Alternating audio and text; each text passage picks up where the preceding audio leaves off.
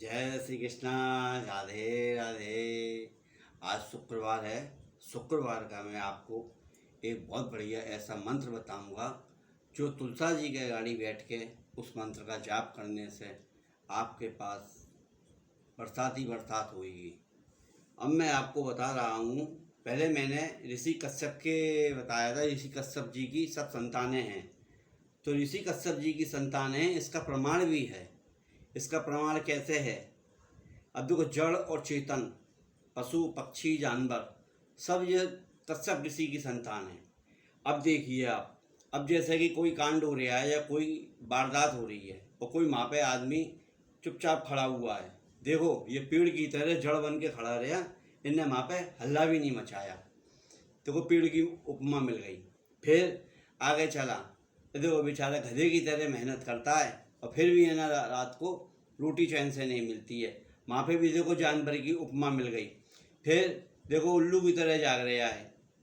जितनी भी राशियाँ हैं, राशियों में भी जानवर के ही चिन्ह दिए गए हैं। इसलिए इंसान का और जानवर का पुराना ताल्लुक है।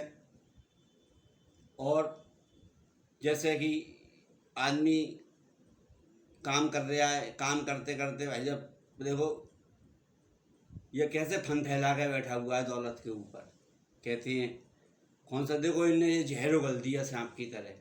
तो इसी में आदमी की और जानवरों की उपमा दी गई है। ये बिल्कुल सत्य है। जैसे आदमी देखो गिरगिट की तरह रंग बदला, वहाँ पे भी जानवर की उपमा आई। इसलिए जो संतानें बनी हैं हुई हैं भगवान ने कश्यप ऋषि जो प्रजापति हैं, इनकी सब संतानें हैं ये। अब मैं आपको बताता हूँ, लक्ष्मी जी की पूजा में शाम के वक्त पूजा करें। पूजा सुबह कर लें, गंगा जल से माता जी को स्नान कराएं, सफ़ेद चंदन लगाएं, सफ़ेद पुष्प चढ़ाएं, नहीं तो लाल पुष्प ले लें गुलाब के, ये अपने चढ़ाएं। लक्ष्मी चालीसा का पाठ करें और माता जी के 5 पुष्प ले लें, 7 पुष्प ले लें, 11 पुष्प ले लें, पाठ करते जाएं और चढ़ाते जाएं।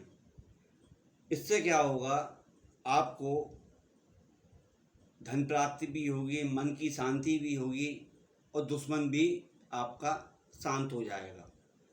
इसे आप लक्ष्मी चालीसा जब आप पढ़ेंगे तो उस लक्ष्मी चालीसा के अंदर जब आप पढ़ेंगे आपको स्वतः ही उसमें आपको ज्ञान हो जाएगा उससे, हाँ ये लक्ष्मी चालीसा बहुत अच्छी चीज़ है। अब मैं आपको बता रहा हूँ, जैसे कि आपको परेशानी आ रही है, दिक्कत हो रही है दुकान में, कारोबार में, तो उसके लिए एक बहुत बढ़िया उपाय है। तुलसा जी के गाड़ी बैठ के कुशा का आसन बिछाएं और गंगा जल छिड़कें। तुलसा जी में लोटे में गंगा जल और थोड़ा सा जल भर के रख लें और अपने इस मंत्र का जाप करें। श्री ह्रीं क्लीं वृंदा, श्री ह्रीं क्लीं वृंदावन्य देवी स्वाहा। बस इस मंत्र का जाप करना है। ये जो तुलसा जी हैं ये वन की देवी हैं। तुलसा तुलसा वन की घास, और चढ़ी प्रभु के ऊपर, चढ़े प्रभु की शरण में जब आ जाता है बन गए तुलसीदास। कहता तुलसीदास जी, तुलसी तुलसी तुलसी कहते थे इनसे, कोई इनका पूरा नाम भी नहीं लेता था, तुलसीदास। और जब आई सुध राम की, जब रामचंद्र जी की उन्होंने रामायण लिखी और रामचंद्र जी का वर्णन हुआ, रामचंद्र जी की भी इन्होंने जब भक्ति करी, जब चढ़े रामचंद्र जी के चरणों में तो बन गए तुलसीदास। फिर वो महा तुलसीदास बने जिन्होंने रामचरितमानस की रचना की अच्छी, क्योंकि संस्कृत में वाल्मीकि रामायण नहीं पढ़ सकते, इसलिए तुलसी बाबा ने करी। उस समय भी देखो धर्म के ठेकेदारों ने उस समय भी भगवान को, इन तुलसीदास जी को परेशान किया, मगर काशी विश्वनाथ के मंदिर में तुलसी बाबा ने, जब काशी विश्वनाथ मंदिर में भोले बाबा के गाड़ी पर सारे ग्रंथ धर दिए और रामायण को सबसे नीचे धर दिया। अब माँ के मठाधीशों ने कही अब देखते हैं कौन सा ग्रंथ ऊपर आता है, सबसे पहले जो ग्रंथ ऊपर आ जाएगा भोलेनाथ कर देंगे, वही ग्रंथ सबसे ज़्यादा पूजनीय है। तब जाके जब सुबह जब भोलेनाथ के पट खुले हैं जब भोलेनाथ के पट खोलने के बाद जब देखा है, तुलसी गीत रामायण सबसे ऊपर ग्रंथों में लगी हुई थी और उस पर लिखा हुआ था सत्यम शिवम सुंदरम। तो जब से तुलसी गीत रामायण ये अपनी है और बिल्कुल एक एक चौपाई क्या है, ये मंत्र है। अब मैं आपको एक मंत्र और बता देता हूँ चौपाई, रामायण जी की चौपाई का। विश्व भरण पोषण कर जोई, क्या, विश्व भरण पोषण कर जोई, ताकर नाम भरत जस होई। बस इसका अपने आप 108 बार आप उच्चारण करें, इससे बहुत फ़ायदा होगा। इससे भी माता लक्ष्मी की कृपा बनी रहेगी। और जो मैंने आपको तुलसा जी का मंत्र बताया है, श्री ह्रीं क्लीं वृंदावन्य देवी स्वाहा,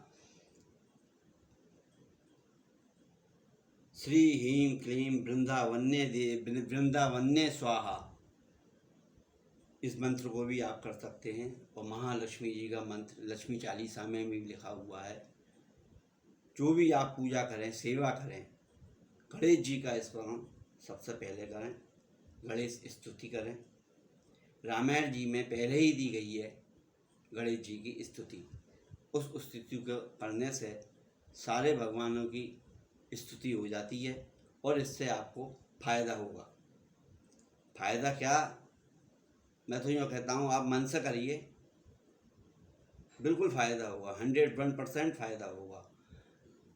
मैं कोई नहीं करने वाला दातार और आपकी मेहनत।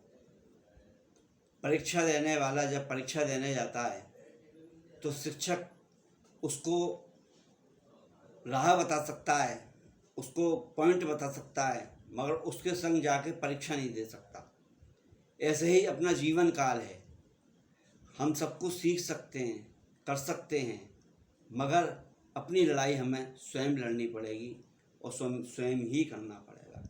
जय सत्य सनातन धर्म की जय। आज के आनंद की जय। फॉलो करो, लाइक करो, सब्सक्राइब करो। जय श्री कृष्ण। राधे राधे।